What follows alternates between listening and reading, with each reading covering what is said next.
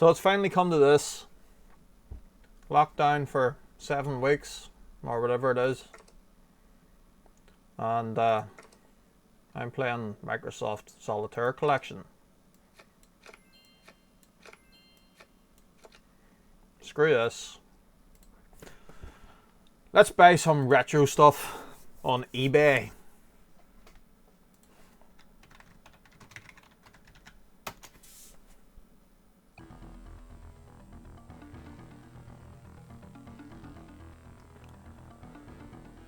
Yeah, I might have got a bit carried away. 2 computers and big box of goodies. So let's start with this obvious one. AT keyboard. That's always a good sign of a vintage computer. Isn't it absolutely beautiful? Nice clunky power button. And most importantly of all, turbo. No vintage computer is complete without a turbo button. Sony CD drive, floppy drive, NOD computer systems, never heard of it. The top of the case is a bit rough, so we'll definitely have to do something about that. Oh, it's heavy. Let's take a look at what goodies it holds. I really don't miss these wraparound cases. And I can guarantee you, before we're finished with this machine, it will have drawn blood from me. So the first thing that jumps out, no hard drive. But that's okay, because I knew it wasn't going to have one fitted. We can fix that easily enough. And another thing that is brilliant to see in here is a coin cell battery.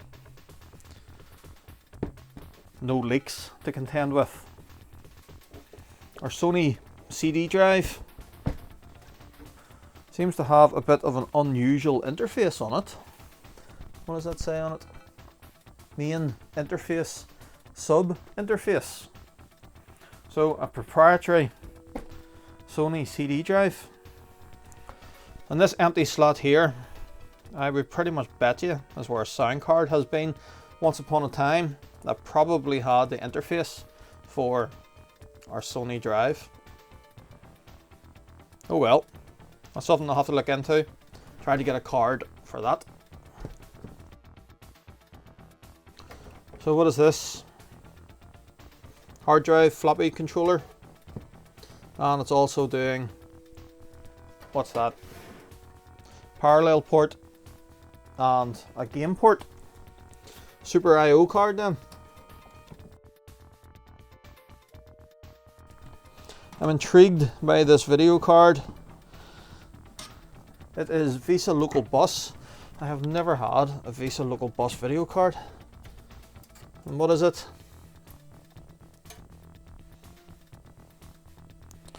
We have an S3 EAAJ2.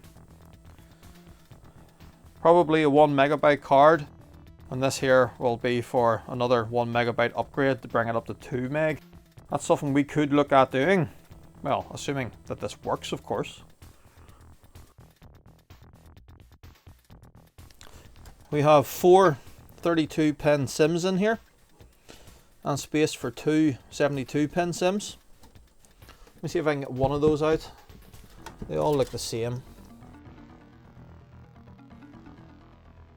So 1 megabyte SIM, so there's 4 megabytes of memory in here. Not a lot, definitely need to look at upgrading that. But most importantly, what is driving this old thing?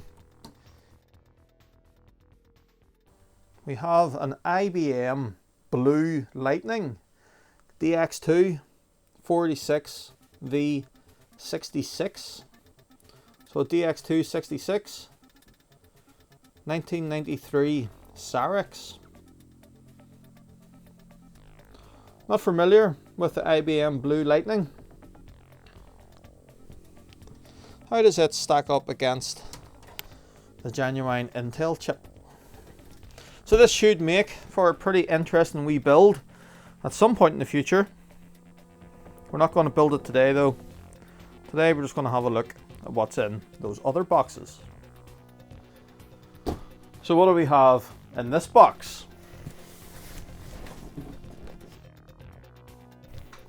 We have another old PC with a keyboard, power lead, and a mouse. So nothing special to report here, other than it does appear to be a new serial mouse. 3-button, always good to have. An old PS2 keyboard by AST. It's got a nice profile to it, but that's about it. It's just a cheap keyboard. The machine itself appears very similar to the last one. We get sound this time with it, but unfortunately, bad news. It did not survive the trip. So as you can see, the case has took quite significant damage in this corner here. Completely broke, and it looks like it's been bent quite badly here. We'll have to take it apart, see if we can get this front off, see if there's anything I can do with this, but I don't think I'm going to be able to do much. Maybe if I can get it glued back together somehow, fill it, and we could maybe paint it to try and hide the damage. But let's try and cheer ourselves up and see what goodies lie in store in here.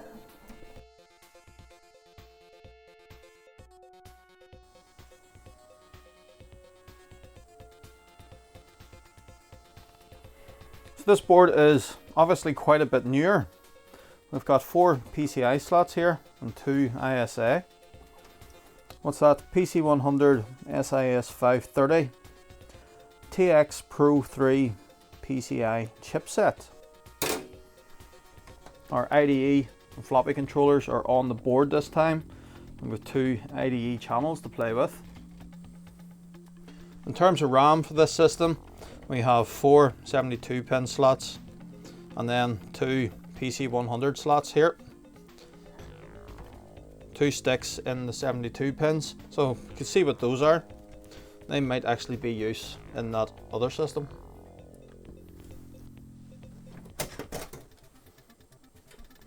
So in terms of the video card, it's just a basic thing from Citrus Logic. Nothing special about this really, but I suppose good to have. So down here I thought we were going to get a sound card. No. Sound is actually integrated on the motherboard, and it is provided by a Sound Pro chip, PCI chip written on it there, so absolutely nothing special whatsoever. This wee machine is almost turning into a bit of a disappointment after that 486. What's the processor in here? So we know it's socket 7.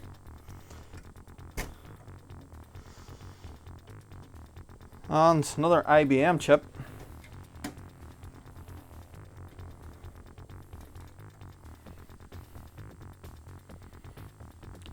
We have a 6x86MX PR200 1995 Cyrix. Absolutely nothing to write home about this chip. Was this the one that was effectively the death nail for Cyrix? Could not compete whatsoever with the Intel Pentium MMX. So we do have a nice little motherboard in here, but I think it needs a bit of money thrown at it to turn it into a decent wee system. Definitely need to look at upgrading that processor, I think. Get a nice sound card in there, and maybe even a 3D accelerator to replace or even sit alongside that Cirrus Logic graphics card. So there is a bit of a story with these two machines and the other box of goodies that we're going to take a look at in a minute. You see, I bought the 486 machine first on eBay for only £27. It came from a seller who was not that far away from me.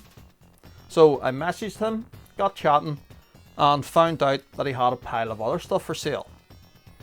He offered me this wee system for £50, so I think he was starting to wise up to the prices.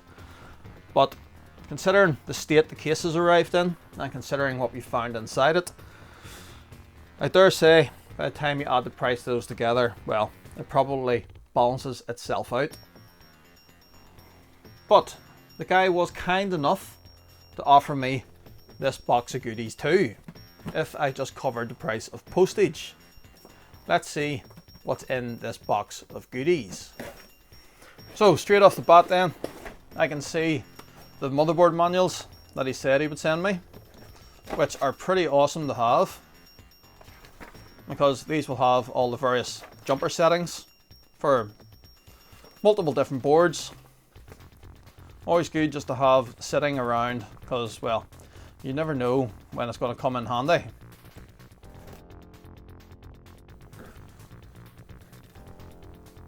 A Paradise VGA card. ISA. What's that expansion connector for? Anyone know? I wonder actually if we put that into our 286 build, would it solve the problem with Wolfenstein 3D? We'll have to try that. And we've got a sound card this time.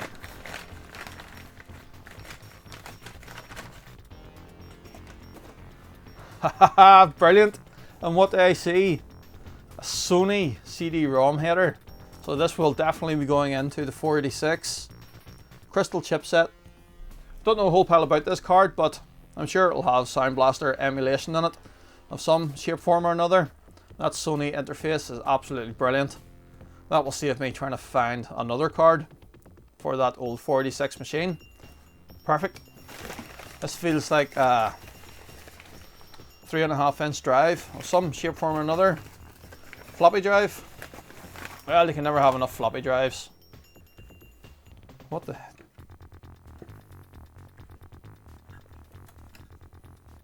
Wait a minute. I've never seen a floppy drive with a Class 1 laser product warning on it.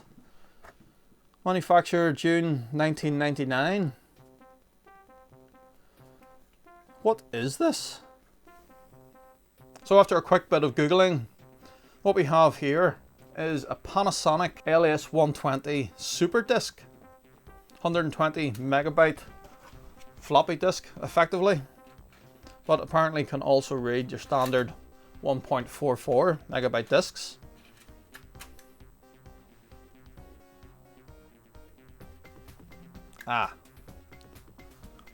Must have some sort of electronic eject mechanism. Oh well, that'll give us a good excuse to plug it in, see if it works. Yes, I know what this is because he said he would send me this. This is pretty awesome. Check it out. What a beautiful looking board. Get that ugly IDE cable out of the way. So this is an old Olivetti 286 motherboard that he said he's had lying for years. Old barrel battery, we'll have to get that off. I can see a wee bit of corrosion in there, but not too bad yet. This is an M203 motherboard. So the guy I bought it from doesn't know if it works or not because it has this proprietary power connector on it. It's not AT, it's its own thing. Olivetti were very keen on doing that back in the early 90s. So we need to try and figure this out. Then we can see about getting this old board powered up, and who knows, it might work. Very shiny looking bag. A couple of memory modules. 32 meg sim. That might be good on that Pentium motherboard.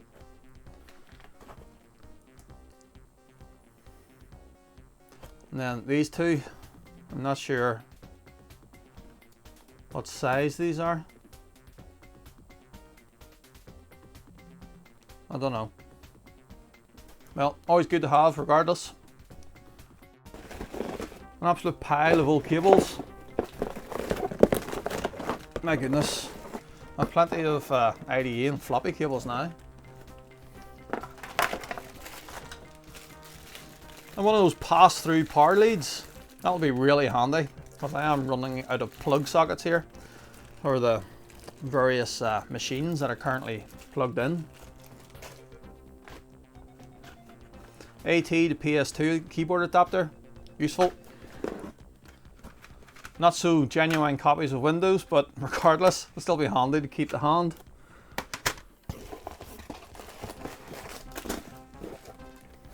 What are these? Floppy disks.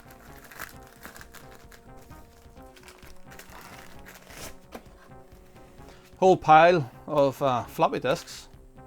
Some, again, not so genuine. Amstrad 46, MS-DOS 5. Be more interested in the Amstrad 46 and the Sound Blaster. Hey, and I didn't know this was coming. Didn't know half of this was coming, to be honest. We have another motherboard. Very similar to the one that's in that machine with the broken case. Another Cyrix processor. 6x86MX PR166 this time. Another Socket 7 motherboard. 3 ISA. 4 PCI. Onboard IDE and floppy controllers. Options for RAM. And again, another Sound Pro onboard sound chip. So let's do a quick test of the 486.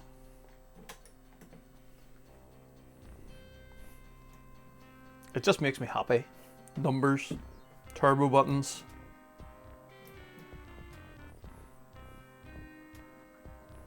So the system is reporting 3,712K. That's an odd number.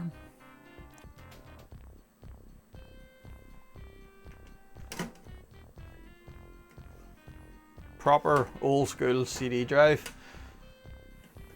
No such thing as mechanized trays in those days. Sort of reminds me of like a CD drive you get on a laptop. Just pops open, you pull it the rest of the way. Hopefully when we get that sound card in there, this will work. So yes, I was sort of expecting this because the hard drive was pulled from this machine, and no doubt that Super I/O card is still configured looking for one. Look how we get into the BIOS. There we are. So a pretty nice graphical user interface BIOS here from 1994.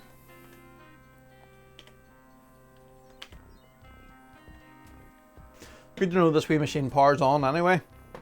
Let's try out the other one. So let's do a quick test of this one.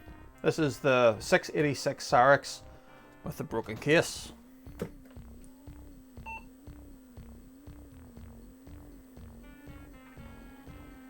So we have 32 megabytes of RAM.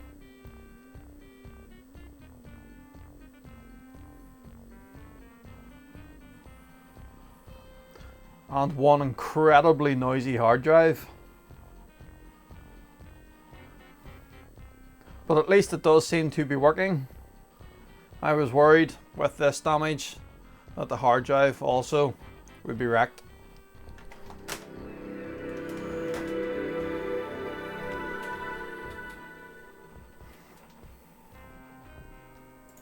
So we'll just take a very quick look at the control panel.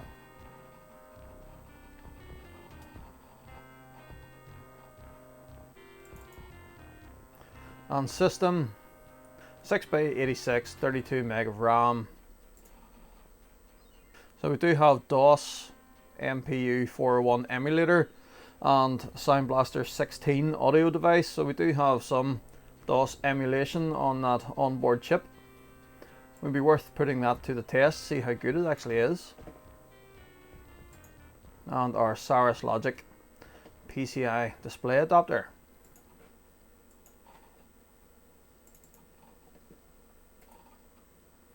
That wee hard drive's, well, more or less 2 GB.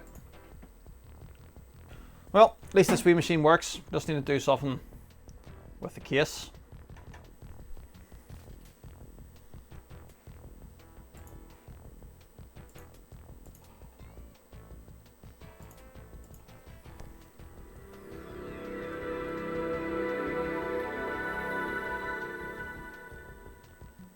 Is that not meant to be the startup sound?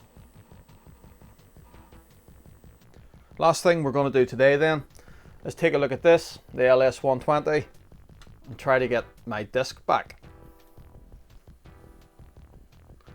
And I think we're going to put it into my main Windows 98 rig. There's a spare bay down here for a 3.5-inch drive. Let's do that. Another very heavy machine. They really don't build them like they used to. This case is like a tank. This is an old Gateway 2000 rig. Actually a trash pickup, believe it or not. So yes, I did save this old machine from the trash. It was originally a Pentium 2 at 233 MHz, but I stuck this 350 MHz chip into it. And yes, it did have that Voodoo 3 graphics card in it. Also, a good old trusty Sound Blaster Live, brilliant PCI sound card. Right, let's get our LS120 in here.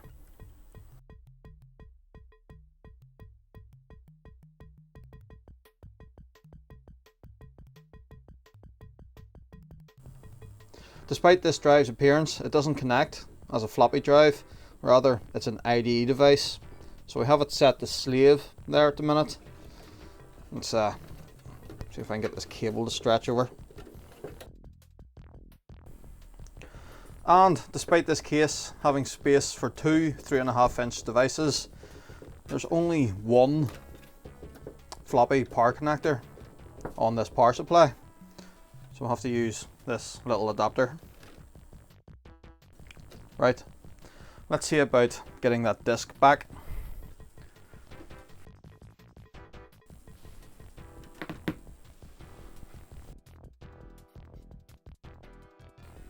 So you can see it's actually picked up the LS120 UHD floppy. And you might have been able to hear the drive initialize there. So it does seem to be working. Is it going to give me my disc back? Oh yes.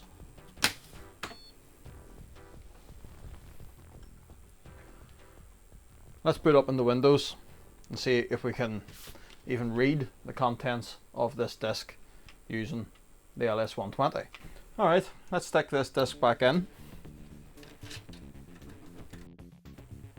So Windows has recognized 2 floppy drives now. Presumably 3.5-inch floppy B is our LS120. Yep, that is certainly the contents of that disc. Let's see if we can copy all that off the disc onto the C drive. That all worked fine. Let's see if we can move it back. Yeah, all working really well. Let's just do one last test. We'll take that disc out and stick it in our normal 3.5-inch floppy drive. Let's see if we can read it here. Yep. Seems fine. So I will call that a success for our LS120. Seems to be working okay. So we got a big pile of floppy disks, one brand new serial mouse, a nice ISA sound card and VGA card, one socket 7 motherboard with some RAM and a Cirrus 166 MHz processor,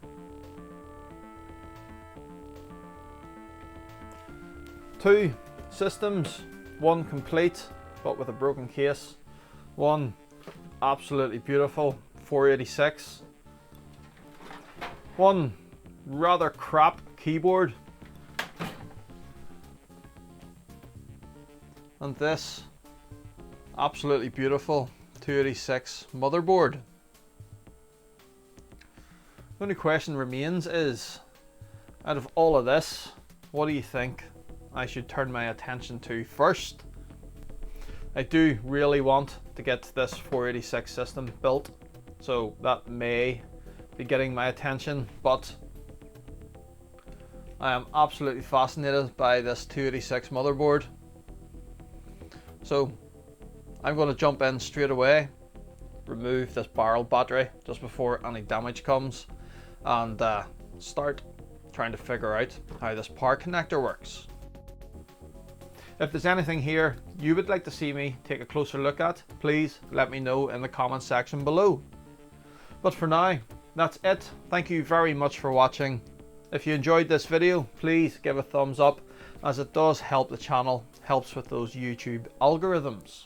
If you haven't done so already, hit subscribe, and I'll see you next time.